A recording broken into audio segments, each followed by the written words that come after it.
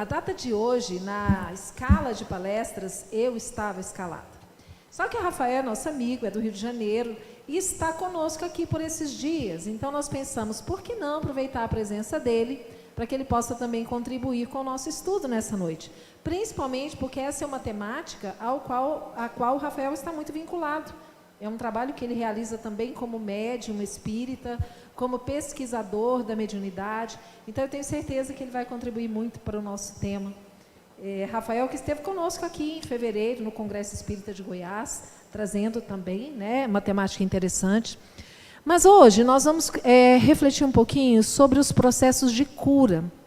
E por que nós pensamos em a cura e o curar? Porque quando nós analisamos a cura, nós estamos analisando um fato, um ato que acontece muitas vezes naturalmente. Jesus, ele curou muitas pessoas. Nós temos muitos exemplos que são relatados no Evangelho, em que Jesus apenas, muitas vezes, só de pensar na pessoa, como foi o caso da filha de Jairo, da menina que eles achavam que estava morta, né? Não, da filha do servo do centurião, que ele chega e fala, vamos, me ajude por favor, e ele diz, volte porque ele já está curado. Ou seja, só a vontade de Jesus já bastava. Outras vezes, bastava que alguém tocasse no seu manto. Nós temos o caso da mulher hemorroíça, aquela mulher que tinha um fluxo de sangue contínuo já há muitos anos, e que nada era capaz de curar. E quando ela, então, sabendo que Jesus estava na cidade, e as pessoas se aglomeravam em torno dele, ela pensou, se eu conseguir chegar perto, né, e tocar no manto dele, ele pode me curar. E é assim que ela faz, ela vai se movimentando, ela toca no manto de Jesus, e no mesmo momento ele sente. E aí ele pergunta, quem me tocou? E os apóstolos disseram assim, como assim quem me tocou? Olha o tanto de gente aqui em volta. Está todo mundo te tocando? E ele disse, mas eu senti que saiu de mim uma virtude. E aí ela diz, fui eu, Senhor. E ela diz que ela era uma pessoa que vinha padecendo por longos anos com esta hemorragia que nada curava. E aí ele fala para ela, a tua fé te curou.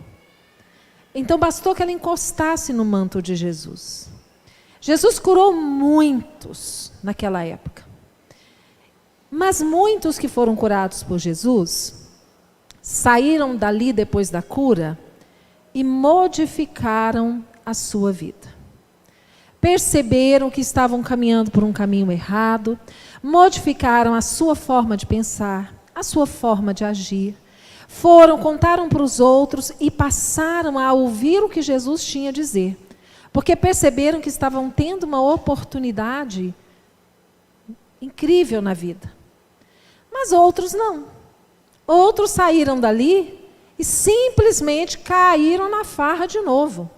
Ou seja, aquele processo de cura naquele momento não tocou realmente nos corações. Então eles foram curados, mas apenas superficialmente, nós poderíamos dizer assim. Eles não puderam curar-se a si próprios.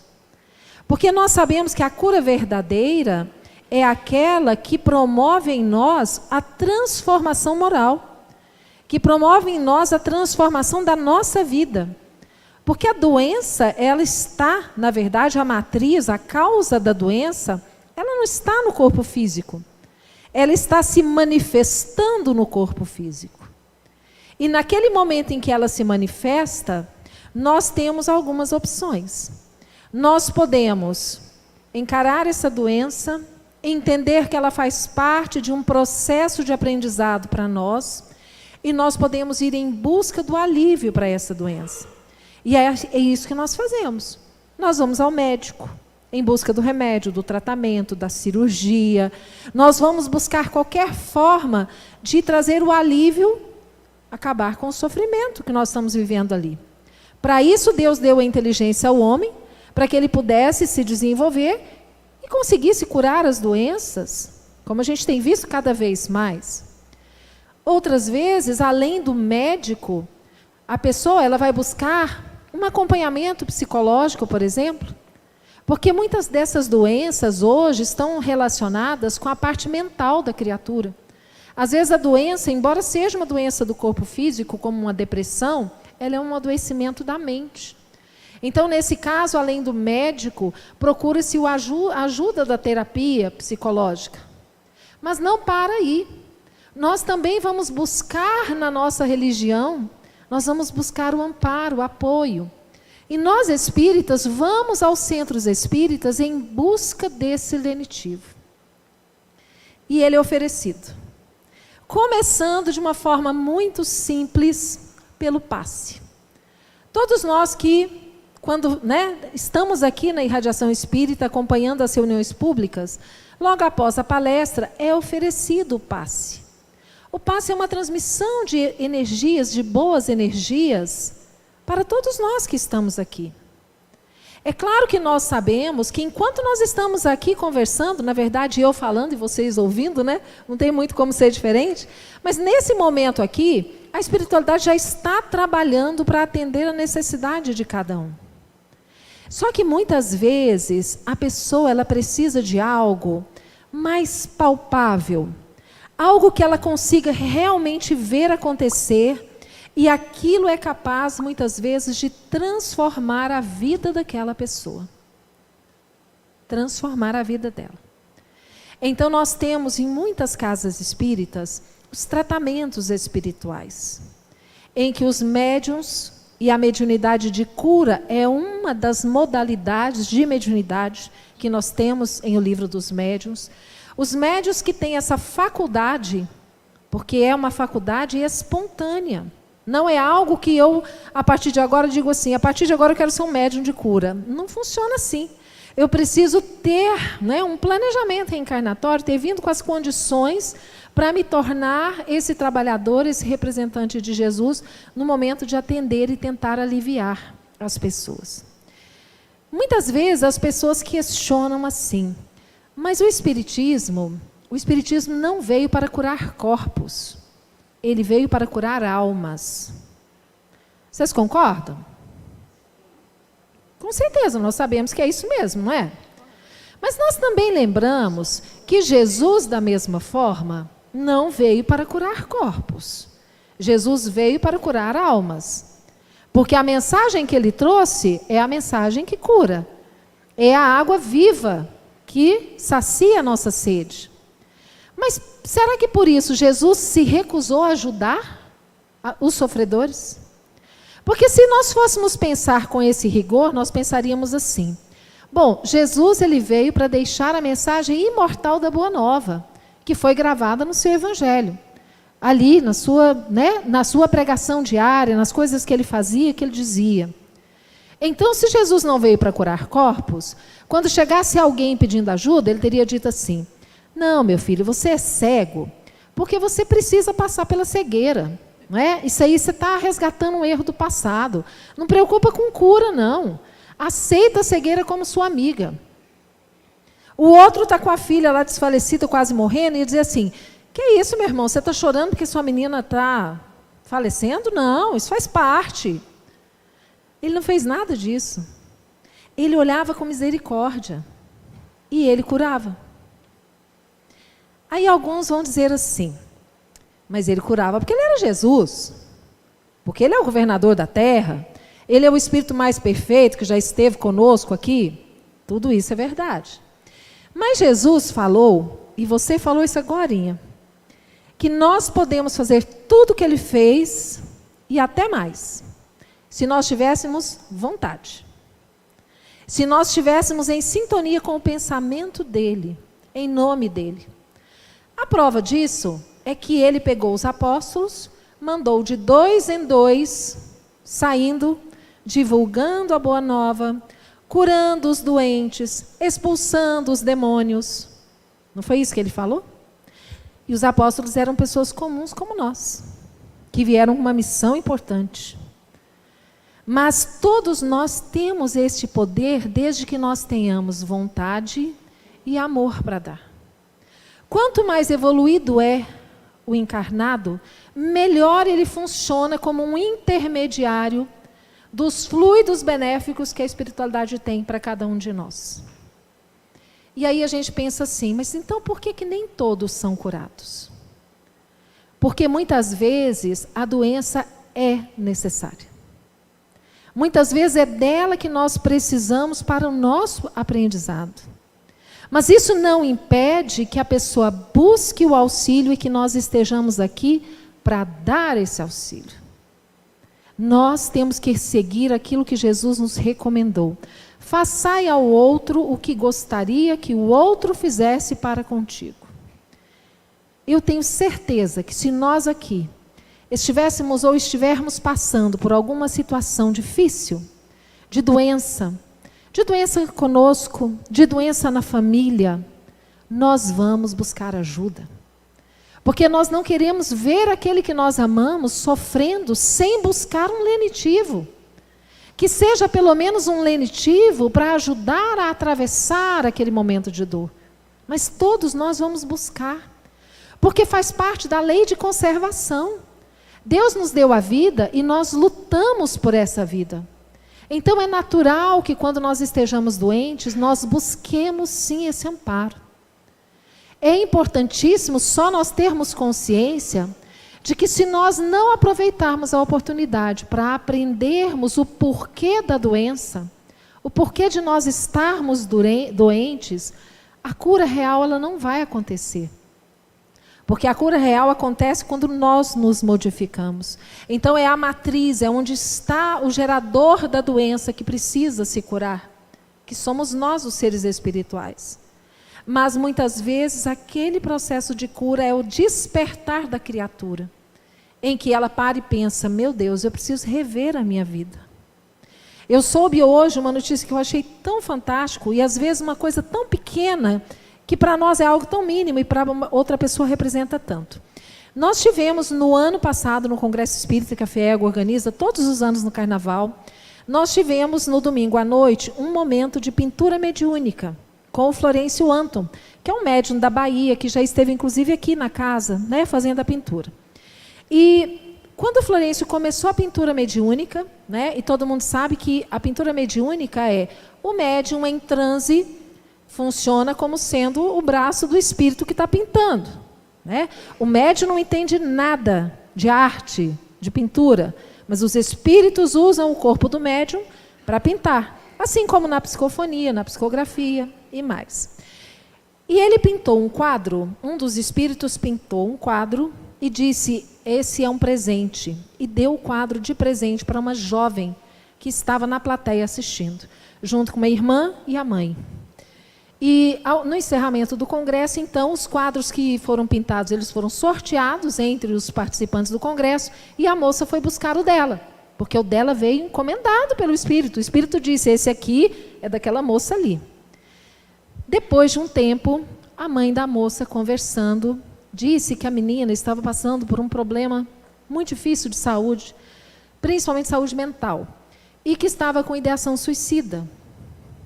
E aquele momento em que ela foi vista pelo espírito, porque o espírito viu aquela menina, sentiu o que ela estava sentindo e vivenciando. Aquele momento para ela teve um significado tão grande que foi o impulso que ela precisava para conseguir se recuperar. E a menina agora já está bem melhor, um ano passado do congresso. Então, os espíritos, eles usam pequenas coisas que para muitas pessoas poderia parecer assim. Ah, mas isso aí é espetáculo. É ficar fazendo espetáculo e tal. Ali, gente, uma vida foi salva. A pessoa deixou o suicídio por conta de um gesto simbólico, de carinho do mundo espiritual. Rafael é um amigo já de algum tempo, que de repente viu surgir, algum tempo, alguns séculos, né, Rafael? A gente descobriu que a gente já fez umas bobagens aí no passado juntos. Estamos agora resgatando, né? Rafael, há um tempo atrás, descobriu-se médium. Até então não tinha aparecido mediunidade, né, Rafael, na sua vida? Domingo ele estará aqui conosco, a palestra de domingo é só dele. Mas, de repente, Rafael se descobre médium e os espíritos começam um trabalho pela mediunidade do Rafael. O tema de domingo vai falar sobre o livro que foi lançado agora, em fevereiro, no Congresso, sobre os transtornos mentais e os remédios espirituais. O espírito que ditou esse livro é o espírito Hamed. Já leram livros do Hamed? Hamed, ele ditou vários livros por meio de um outro médium, né? Depois deu uma sumida, não tinha mais nada, Hamed agora voltando, trazendo informações fantásticas. E o Rafael, de repente, se viu médium, participando de um grupo mediúnico, né, no Rio de Janeiro, na Fraternidade João Batista, e trabalhando com mediunidade, além da psicografia, com mediunidade de cura. Rafael, eu queria que você contasse um pouquinho para a gente como é que está sendo essa experiência e como que você buscou em Kardec para escrever uma outra obra que foi lançada também o ano passado, que fala sobre as curas espirituais, um diálogo com o espiritismo, com Allan Kardec. Conta para a gente um pouquinho dessa história, Rafael, por favor.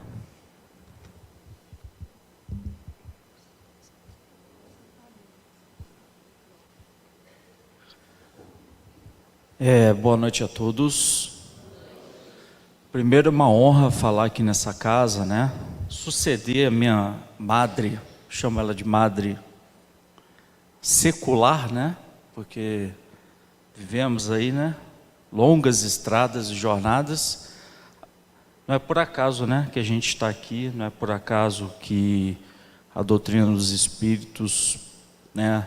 Nos buscou, né? Na verdade, né? E esse trabalho com o Espírito Hamed é um trabalho muito enriquecedor. Ele começou na Fraternidade Espírita João Batista, um trabalho que mexeu muito comigo. A princípio, eu desconfiei muito do espírito, né, e de um médium muito amigo, né, e até hoje eu tenho um pouco de vergonha dele, né, mas por ele ser muito amigo, ele não fica chateado comigo. Porque nós temos que ter um pouco de ceticismo, né? Porque você, quando trabalha numa casa espírita, que você vê cegos recuperando a visão, coxos voltando a andar, tumores que desaparecem, corações que são restabelecidos em sua saúde orgânica, né? Você começa a ficar, nossa, temos que escrever sobre isso. Nossa, temos que falar sobre isso. Mas não de uma forma mística, não de uma forma de qualquer jeito, né? Temos que usar o que Kardec nos trouxe, a questão científica do propósito, né? Então nós, no primeiro livro, nós trouxemos o antes e o depois das curas espirituais, com laudos, exames, né? Apoiado então, na época, pelo espírito do Dr. Ludwig, que era médico pessoal de Hitler, enquanto ele estava encarnado, né? E foi uma experiência magnífica, né? Conhecer esse espírito e conviver com ele por muito tempo. E foi a partir dele que eu comecei o trabalho de psicografia. E de lá para cá eu vi muitas curas, né? Hoje em nossa casa também, exatamente esse final de semana, a gente recebeu de última hora uma senhora que mal conseguia andar e saiu andando da casa, né? Estava com problemas no joelho, sentindo dores no calcanhar, problemas ortopédicos, não conseguia atendimento no SUS, e graças a Deus a espiritualidade amiga foi lá e fez a intervenção espiritual. Porque nós ainda temos no nosso psiquismo, no nosso inconsciente coletivo, a punição. Eu mereço sofrer. Eu tenho que passar por essa dor. Eu tenho que passar por essa dificuldade. Porque nós temos uma educação emocional que permeia muito e que nos visita muito pelo medo. Eu conto essa história, infelizmente eu conto essa história, vou reprisar essa história aqui para vocês. Acho que eu não contei para ninguém aqui, a Ivana deve saber, sempre conta a mesma história. Mas aí ela finge que nunca ouviu, né? Aí sorri, fingindo que não aconteceu. Mas é o primeiro ano que eu fui participar de um Natal com toda a família, e precisava de um Papai Noel. E eu fui escolhido. Mas eu não sei ainda se é pelo espírito natalino ou pela forma ectoplasmática, né? Ainda estou em dúvida. Se vocês puderem me ajudar depois, a gente pode bater um papo ali, conversar, né? A gente dá o cartão do psicólogo, né? Na verdade, quem está precisando de terapeuta sou eu.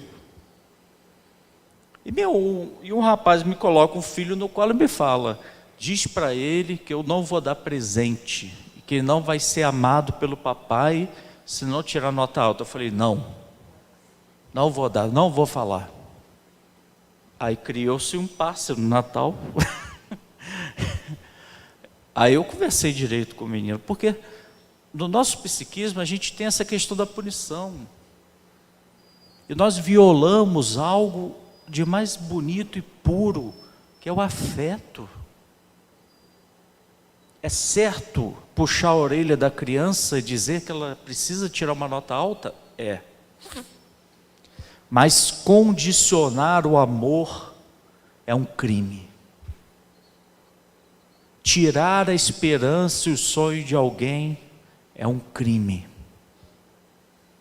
Talvez a maior dor, talvez a maior decepção de um coração é quando alguém tira um sonho dele. Talvez seja a maior dor que uma pessoa possa passar. Talvez seja pior do que um câncer, que você perde as expectativas emocionais.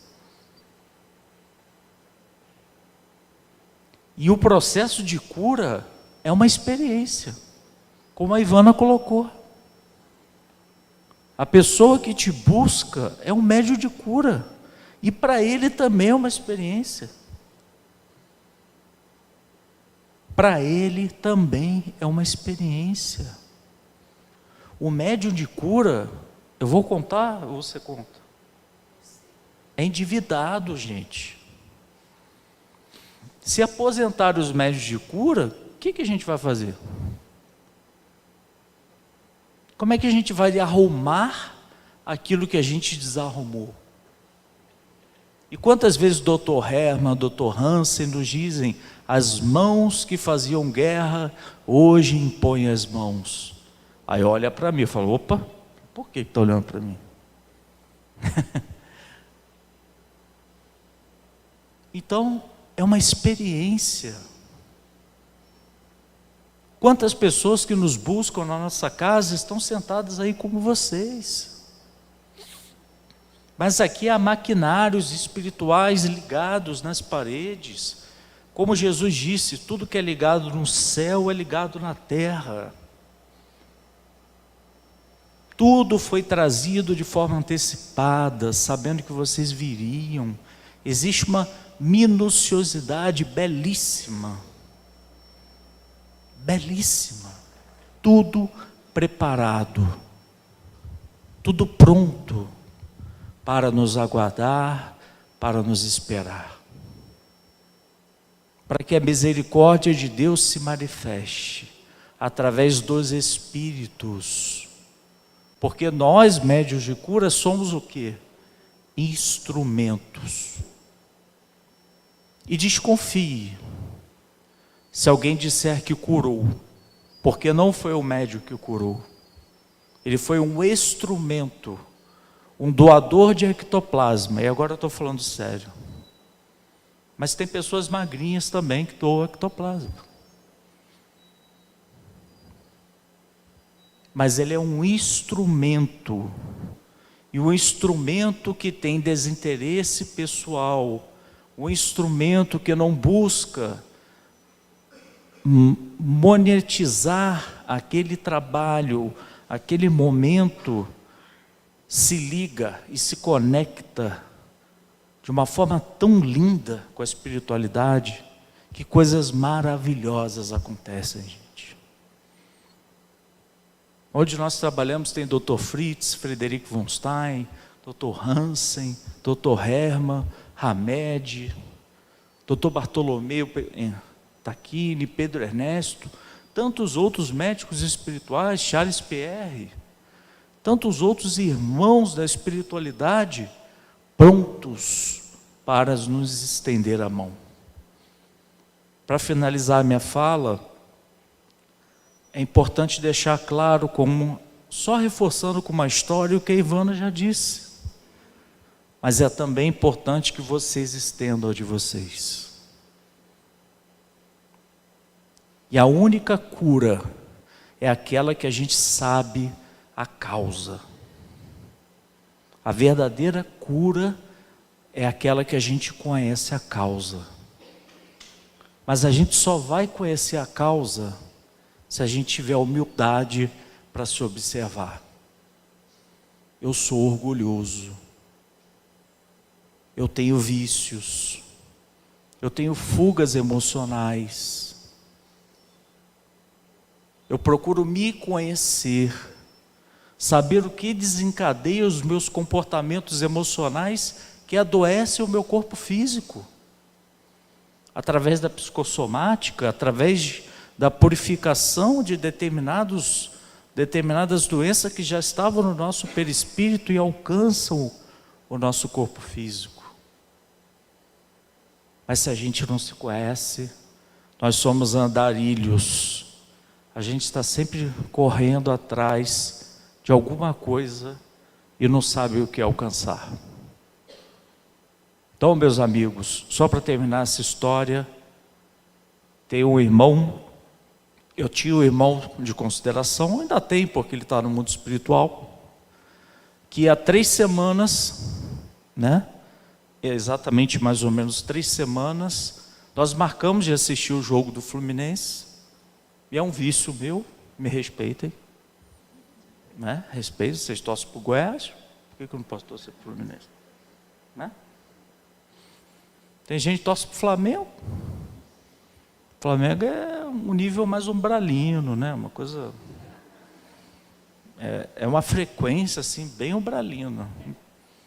Mas a gente respeita, A gente respeita. Torce, cruz credo. Manda para o passe.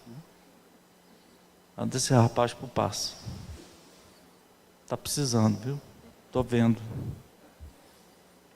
Mas então marcamos de comer uma pizza, e assistimos o jogo do Fluminense. Dificilmente vai para a final. Eu falei, é um dia a ser comemorado, A gente tem que comemorar essas coisas, porque raramente acontece. E ele falou que ia descansar 10 minutos, porque estava com uma dor de cabeça, e quando o jogo começou, eu entrei na porta, ele estava morto. Tentei acordá-lo, joguei no chão, liguei para o SAMU, fiz as orientações, mas já era tarde demais. A língua estava roxa. Na minha mão morre uma pessoa que me ajudou a iniciar no Espiritismo, porque todas as vezes que eu viajava, ele me levava, fazia palestra, ele me levava, e ali morria uma pessoa muito especial para mim, que com certeza hoje está no mundo espiritual, continuando o trabalho dele. Mas tem um porém, uma vírgula e um parêntese. O pai dele teve depressão, e tem depressão, porque queria deixar a casa dele pronta, construída com tijolo para o filho. Esse era o filho. Hoje o pai dele tem depressão porque o filho foi embora. E ele não comeu a pizza que queria com o filho. Ele não disse palavras afetuosas que ele gostaria de ter dito para o filho. Ele não fez as viagens que poderiam ser programadas com esse filho. Ele não fez. Porque nós estamos sempre adiando o amor. Apegados, enrolados, e uma falsa humildade. Apegados em coisas, apegados a cargos, apegados a status. Tudo fica aqui. Tudo fica aqui. deixemos na terra o que é da terra, demos a César o que é de César, e que possamos dar a Deus o que é de Deus. Que possamos dar a Deus a graça da nossa evolução espiritual, e que possamos fazer honrar dentro do nosso coração as melhorias necessárias do nosso espírito, olhando com humildade o que eu preciso melhorar, o que eu preciso desapegar, como a Ivana disse, a causa do meu sofrimento. Onde que está essa causa? Onde que está essa causa? É objeto de reflexão e depende de cada um de vocês. Então, meus amigos, meu desejo para vocês é que vocês saiam daqui com essa reflexão. O que eu tenho feito que tem me adoecido? Quais são as causas desse adoecimento? E o que eu posso fazer? Que tipo de estratégias eu vou ter para melhorar e sair daqui diferente? Porque a espiritualidade, tá ou não tá, Elza? Está aqui? A espiritualidade está aqui, esperando um segundo de prece, um segundo para que a gente abra a porteira do perispírito, para que eles possam atuar na vida de vocês. Que Deus abençoe e vamos em frente. Só para nós concluirmos então, nós agradecemos a Rafael, né? Domingo estaremos novamente com ele. Nós queremos lembrar que a mediunidade, ela é um sentido humano, que Deus nos dá gratuitamente, e que quando nós nos descobrimos médiuns, nós temos um compromisso de trabalhar em benefício do nosso próximo. Mas não somente os médiuns têm esse compromisso, todos nós o temos.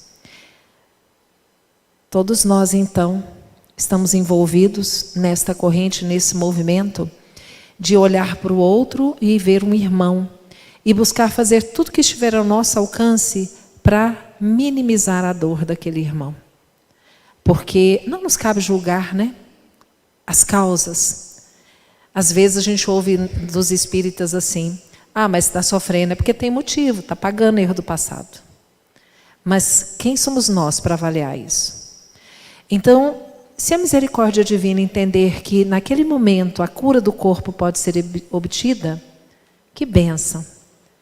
Às vezes não vai acontecer. Mas se acontecer, o mais importante não é a cura, é o curar-se. Porque eu estou tendo a oportunidade de ter aliviado as minhas dores, e aí é o momento que eu preciso pensar: o que eu preciso fazer para que eu não volte a adoecer? Porque a doença, ela é um sintoma de algo que existe. Ela é uma consequência de algo que nós estamos produzindo. Então precisamos estar atentos a isso, seguindo aquela recomendação de que sejamos melhores hoje do que ontem, melhores amanhã do que hoje. E contando sempre com o auxílio da espiritualidade amiga e de Jesus, que é o nosso modelo e guia. Muita gratidão pela atenção de todos vocês, também daqueles que nos acompanham pela internet. Que Deus possa nos fortalecer hoje e sempre. Muito obrigada.